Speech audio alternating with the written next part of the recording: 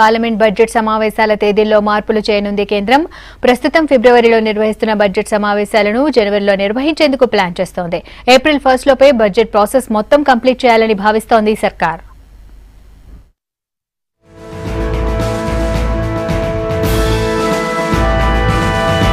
Parliament సమావేశాల్లో మార్పులు చేయాలని భావిస్తోంది కేంద్ర ప్రభుత్వం.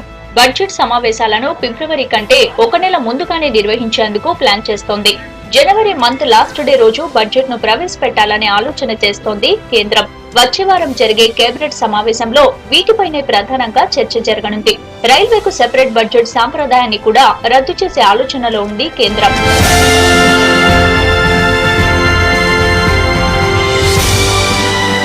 ప్రస్తుతం బడ్జెట్ సమావేశాలు మే నెల చివరి వరకు జరుగుతున్నాయి. ఆర్థిక సంవత్సరం ప్రారంభానికి ముందే బడ్జెట్ సెషన్ కంప్లీట్ చేసి కొత్త చట్టాలను కూడా అమల్లోకి తెచ్చి నిధులు విడుదల చేయాలని భావిస్తోంది సర్కార్. ఇందుకు సమావేశాలను జనవరిలోనే నిర్వహించాలనుకుంటోంది.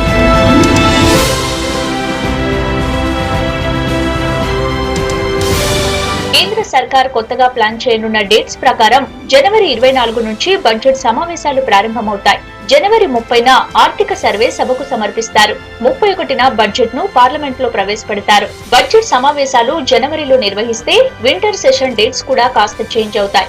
నవంబర్ 12 నుంచి శీతాకాల సమావేశాలు ప్రారంభమయ్యే అవకాశం ఉంది.